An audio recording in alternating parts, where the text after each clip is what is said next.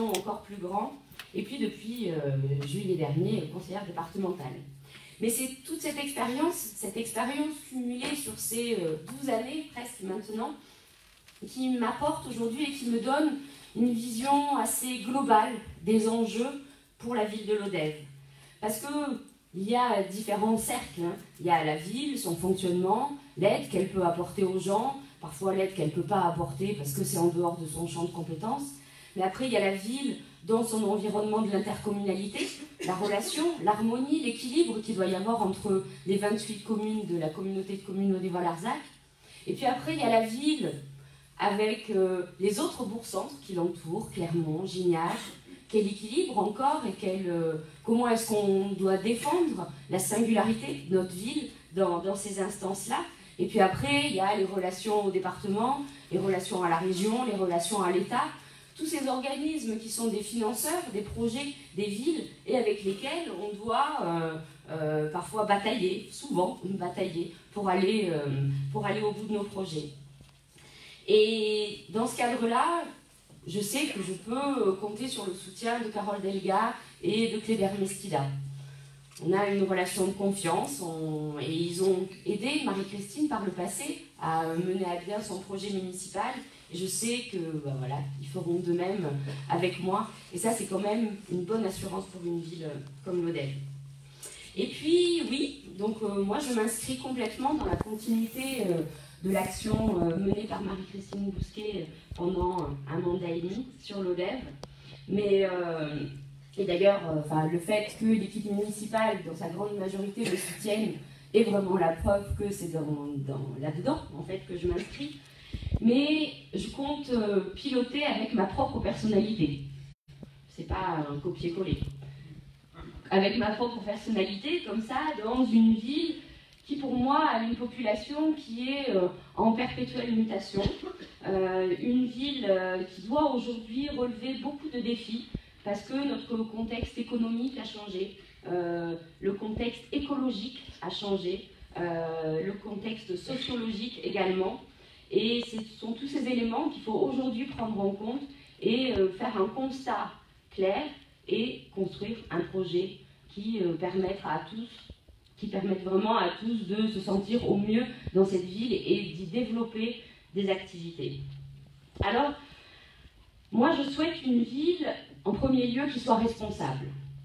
Une ville verte, une ville citoyenne, une ville économe et durable. Et puis une ville solidaire, parce qu'il faut qu'une mairie protège ses habitants, il faut pouvoir répondre aux besoins de toutes les générations, travailler à réduire au maximum les inégalités et assurer à chacun un accès aux droits. Et puis une ville qui soit ambitieuse. Une ville ambitieuse dans laquelle il fait bon vivre, parce que c'est pour ça qu'on aime vivre ici, et je crois que ce soir, dans cette salle, nous y croyons tous.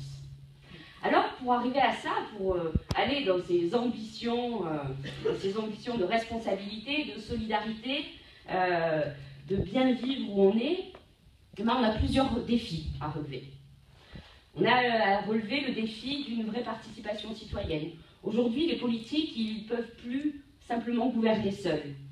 Et il faut que les usagers des services, les usagers de la ville, les gens qui occupent l'espace public, eux, ils ont leur propre expertise. Et il faut pouvoir prendre en compte tous ces retours-là et faire évoluer les politiques municipales en prenant en compte ces éléments. Et puis, quand on demande à des gens de se positionner, de donner leur avis, quand on suit leur avis, eh ben, ça les responsabilise aussi. Et on a besoin de ça, on a besoin d'être dans une ville où les citoyens sont responsabilisés sur leurs actions. On entend trop ce positionnement des citoyens consommateurs, des citoyens zappeurs. À Lodève, on peut construire quelque chose d'autre, et je crois que c'est pour ça que ça démarre ce soir ici. Ensuite, autre défi à relever, c'est le défi d'une économie qui profite autant aux habitants qu'à l'image de la ville. Beaucoup de choses ont été menées sur la ville qui avaient pour objectif de donner un regard sur Lodève un petit peu différent. Une ville qui a eu un passé industriel très fort et puis une grosse chute, et il fallait redonner du clinquant à la ville. Ça, c'est important. Mais à l'ODEV, aujourd'hui, on peut imaginer développer des activités en mixant différentes sortes d'économies. On peut parler d'économie sociale et solidaire, on peut parler d'économie solidaire, circulaire, on peut parler d'économie innovante. On est sur un territoire qui est assez vierge à ce niveau-là, et on peut vraiment inventer des choses. Et la mairie, là, elle doit être là pour soutenir au maximum toutes les activités qui pourront se monter. Et puis, relever le défi des quartiers. La ville est assez étendue, mais on a des zones où les gens peut-être se sentent moins lodévois que ceux du cœur de ville. Il faut pouvoir que chacun dans son quartier puisse développer avec ses voisins des espaces, peut-être des espaces de convivialité, des espaces de rencontre, de partage. Et même si une ville de 7800 habitants qui n'est pas si grande, mais il faut que personne ne se sente isolé. Parce que l'ODEV est une ville assez paisible, vous serez d'accord avec moi. Il y a de l'insécurité, mais très très peu, hein, quand on compare et quand on a les chiffres de la gendarmerie, on est vraiment dans une commune où la délinquance est assez faible. Et d'ailleurs, à ce propos, le rôle des associations est très important. Énormément d'associations sur l'ODEV, dans le secteur social, dans le secteur sportif, dans le secteur culturel. Et c'est ce travail que chacune des associations fait qui permet ce sentiment de sécurité, parce que chacun peut trouver sa place dans une association, peut faire partie d'un groupe et peut ne pas être isolé. Et ça, c'est une grande force qu'on a à l'ODEV. Et je crois que de même, l'action de la mairie, ça doit vraiment être de soutenir au maximum les associations et les aider à développer leurs projets, parce que c'est ça qui fait le ciment des habitants sur la ville. Mais par rapport à ça, on peut se dire aussi qu'à l'ODEV, on a plusieurs communautés qui vivent un peu les unes à côté des autres. Et ce que je crois aujourd'hui, moi, c'est qu'il faut pouvoir créer des ponts entre ces communautés qui, parfois, ne font que cohabiter. Voilà, elles ont peut-être plus de choses à faire ensemble. Et là encore, une action un peu volontariste peut nous y amener. Et puis, il y a le défi de la jeunesse. Alors, la jeunesse, elle est difficile à mobiliser. Elle fait face au problème de l'emploi. Il y a beaucoup de jeunes qui quittent l'ODEV parce qu'effectivement, il n'y a pas suffisamment d'emplois à l'ODEV. Mais cette jeunesse, elle a des idées, elle a des ambitions, elle veut mener des actions, et il faut pouvoir l'accompagner là-dedans. Et puis aujourd'hui, c'est clairement la jeunesse qui nous pousse par rapport à la transition énergétique. Ils sont là, c'est eux qui nous disent que c'est au premier plan qu'il faut mettre ces combats. Et cette idée du changement climatique et de toutes les habitudes qu'on a à changer, tout le regard différent qu'on doit avoir sur nos fonctionnements, cette jeunesse, elle nous pousse à modifier nos comportements, et l'écologie doit vraiment être au cœur de toutes les politiques publiques. Que ce soit dans le social, parce qu'on va se dire c'est de changer les fenêtres chez quelqu'un, ça va lui permettre de dépenser moins d'énergie.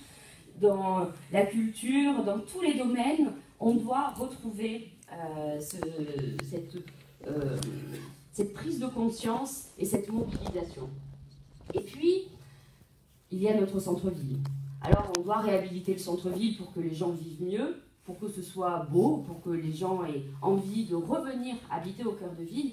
Mais c'est important, ce qui est important aussi là-dedans, c'est que quand on réhabilite le cœur de ville, ça fait travailler les entreprises locales.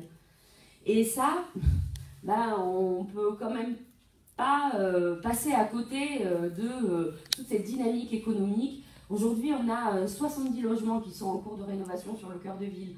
Les gens, ils ne vont pas chercher des gens à Montpellier, des entreprises à Montpellier, des entreprises plus loin. Ils travaillent avec les gens du coin. Et donc, c'est le cercle vertueux. Alors voilà, pour répondre globalement à tous ces défis que nous avons à relever, moi j'ai mis en place des groupes de travail, 6 groupes de travail. Un groupe sur la citoyenneté, un groupe sur la proximité, un groupe sur le développement économique et le rayonnement de la ville, un groupe sur l'environnement, un groupe sur la culture et la solidarité et un groupe sur la jeunesse. Et depuis plusieurs semaines, plusieurs mois même, il y a beaucoup de Lodévois qui se sont réunis pour travailler dans ces groupes de travail. Il y a plus de 100 personnes qui, depuis plusieurs semaines, se sont mobilisées pour travailler dans ces groupes. Et moi, je peux vous dire que c'est quand même assez exceptionnel. Moi, je rencontre pas mal d'élus au niveau du département, de la région, dans le pays Cœur d'Hérault. Et quand je raconte un peu la démarche qui est en cours à l'ODEV et comment est-ce qu'on travaille, je peux vous dire qu'ils sont assez impressionnés. Et d'ailleurs, tous ces gens qui se sont mobilisés pour écrire et travailler sur le programme, je voudrais vraiment les remercier. Parce que c'est du temps qui est pris en journée, en soirée, sur des temps familiaux, c'est un investissement qui est vraiment très fort. Et c'est long de s'entendre, de discuter, de réfléchir objectivement à la ville, de faire un constat, mais aussi de se projeter, de se dire comment est-ce qu'on la rêve demain. Et donc ces 100 personnes qui se mobilisent depuis plusieurs semaines, vraiment, je les remercie énormément. Et je les applaudis.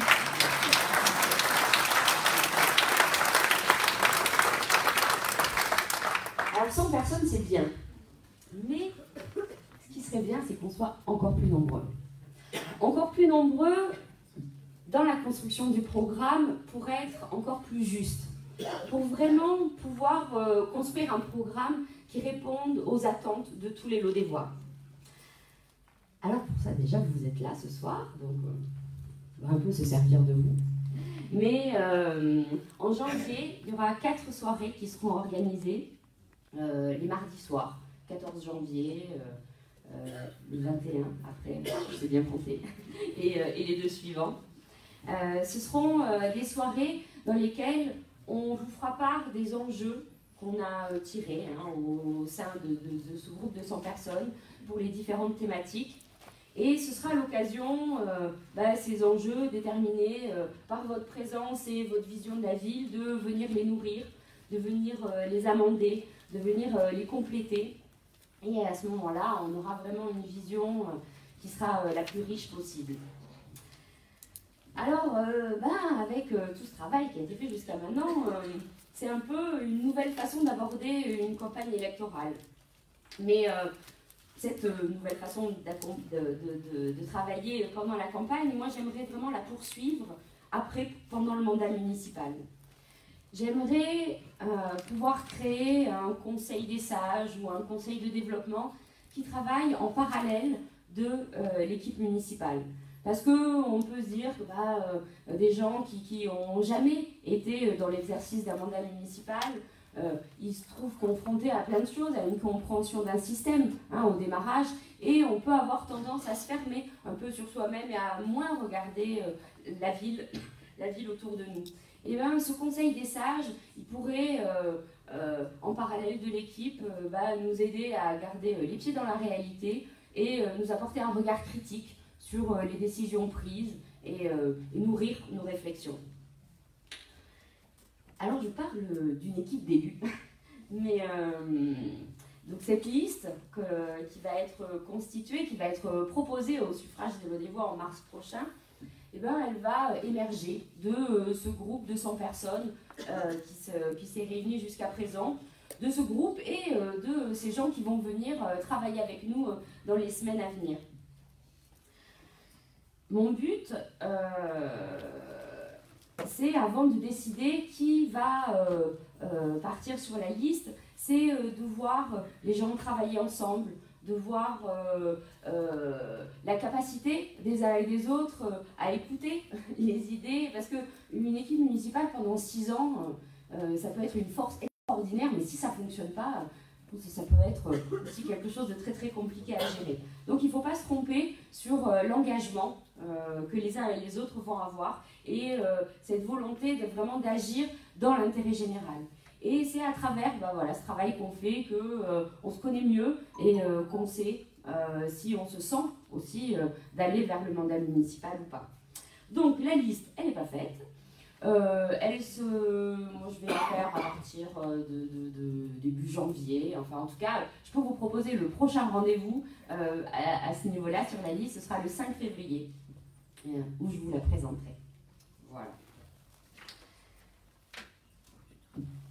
Et cette liste, donc une fois qu'elle sera constituée, pour moi, l'essentiel, ce sera que les gens s'engagent à travers trois valeurs qui pour moi sont essentielles dans le pilotage pendant un mandat municipal. La première valeur, c'est l'intégrité. La vie politique, aujourd'hui, elle est beaucoup plus réglementée qu'avant et il y a moins de débordements. Mais on a quand même ces échos des gens qui disent que les politiques sont tous des pourris. Ça perdure. Et alors même si les équipes municipales les gens ont un regard un peu plus bienveillant sur les équipes municipales que sur les politiques nationaux, mais ça continue quand même. Et pour moi, il faut vraiment mettre en place des outils de transparence qui permettent aux citoyens, aux habitants de voir comment est-ce que ça fonctionne. Et pour ça, nous allons rédiger une charte de l'engagement de l'élu, dans laquelle on va poser tous les fonctionnements. Comment est-ce qu'on va à la fois prendre les décisions, mais comment est-ce qu'on agit vraiment toujours dans l'intérêt général et comment on se regarde les uns les autres. Et tout ça parce que c'est la confiance qui est importante. Et si les habitants n'ont pas confiance dans l'équipe municipale, il n'y a pas le terreau pour qu'ils développent leurs projets et pour qu'ils se sentent bien dans la ville. Et on a tous besoin de tous se sentir bien dans la ville. Donc l'intégrité, première valeur très importante. Après, il y a la fraternité. Alors la fraternité, c'est parfois un mot qui est peut-être un peu galvaudé, mais pour moi, il a beaucoup de sens, parce que pour conduire un projet municipal, pour gouverner une ville, il faut être ouvert aux autres, il faut accepter les différences, et il faut avoir ce regard bienveillant les uns sur les autres. Et voilà, donc ça, deuxième engagement. Et le troisième, c'est l'optimisme. Parce qu'on ne peut pas partir comme ça dans un mandat municipal si on n'a pas une vision de l'avenir qui soit positive et si on n'imagine pas qu'on peut vraiment apporter quelque chose et que ça peut faire une différence pour les gens. Cette liste qui sera constituée, ce ne sera pas une liste de partis. Les engagements des uns et des autres seront respectés. Là, dans le groupe des 100 personnes, il y a des gens qui sont au PC, il y a des gens qui sont au PS, il y en a une qui est chez les Verts. Et puis il y en a d'autres qui n'ont aucun engagement politique. Mais ce qui va nous unir, ça va être le projet qu'on va construire ensemble et auquel on croira. Voilà. J'ai un peu tout dit, vous savez tout maintenant. Et je pense que vous avez dû comprendre que j'avais besoin de vous. Vous l'avez compris? J'ai peut-être pas été assez claire. Parce que une campagne électorale, souvent c'est difficile, c'est un peu des coups qui sont donnés, parfois un peu en dessous de la ceinture, comme on dit. On entend des mots pas forcément très très sympas, un peu fleuris, pas très distingués, il manque de finesse en général, peut-être que ça a déjà commencé. Mais l'ODEV n'a vraiment pas besoin de ça. L'ODEV n'a pas besoin de gens qui disent « Ah ouais, mais il n'y a qu'à, Faucon », pas du tout. Non, l'ODEV, elle a besoin que des gens débattent, qu'il y ait des idées. Et l'ODEV a besoin qu'il y ait des gens qui s'engagent pour elle. Alors moi, j'ai besoin de vous pour mener à bien l'écriture du programme. J'ai besoin de vous pour expliquer la démarche qu'on a entreprise aux Lodévois, pour qu'ils se sentent légitimes à venir intervenir et à amener leur vision. Et puis, j'ai besoin de vous pour mobiliser autour de vous. Parce que ce temps qu'on va vivre là pendant ces 2-3 mois, c'est un temps dont il faut profiter au maximum. Et il faut que tous les gens qui ont envie de partager, échanger, il faut qu'ils puissent venir. Donc à ce niveau-là, je compte sur vous. Et puis, on a aussi la chance d'être dans une ville où on se connaît, on se croise, on se dit bonjour. Et c'est ça, en fait, qu'il faut faire fructifier, cette capacité qu'on a tous à être en relation les uns avec les autres, même si on ne se connaît pas trop. C'est une chance. Donc, c'est la chance qu'on a de construire un projet vraiment tous ensemble. Et c'est un grand temps démocratique. Donc, il faut qu'on vive vraiment tous ensemble. Voilà. commencer à échanger, parce que je vois que vous êtes vraiment très calme. Donc, on va passer... on va être plusieurs à parler, comme ça, ça va un petit peu relancer aussi la discussion. On a travaillé sur nos constats. On a fait des constats sur la ville, notre constat Lodévois. On a échangé sur les faiblesses, sur les forces de la ville, sur les opportunités qui pouvaient s'offrir à elle dans les prochaines années, sur les menaces qui pourraient fondre sur l'ODEV. Et ce travail qu'on a mené, on va vous le présenter. On va vous présenter soit à quoi on a pensé pour la ville, pas en termes de programme, mais en termes de constat. Et c'est sûr, il y a énormément de choses auxquelles on n'a pas pensé. Donc c'est pour ça que vous êtes là ce soir. Donc on va vous les montrer. Après, vous avez des post-it qui ont été posés sur les chaises. Ce que je vous propose, c'est d'écrire à chaque fois sur un post-it différent, pour vous, quelle est la grande force de l'ODEV, sa grande faiblesse, vraiment de choisir qu'un élément qui est le plus prégnant pour vous, quelle est la grande opportunité de l'ODEV et quelle est la pire menace de l'ODEV. Donc d'écrire sur ces 4 papiers, et après, pendant l'apéro, vous pourrez aller les coller près des affiches là-bas et là-bas. Ah oui, j'avais pas vu. Voilà, où il y a les photos. Voilà. Donc ça, c'est votre contribution dans le premier temps. Donc, on va voir le constat Lodévois. Et puis après, on prendra un temps pour échanger dessus, en discussion, et puis après, vous pourrez coller. Et puis sur les feuilles, vous pourrez aussi rajouter, vous pourrez aussi écrire des choses si vous voulez. Voilà. On passe aux forces, aux faiblesses.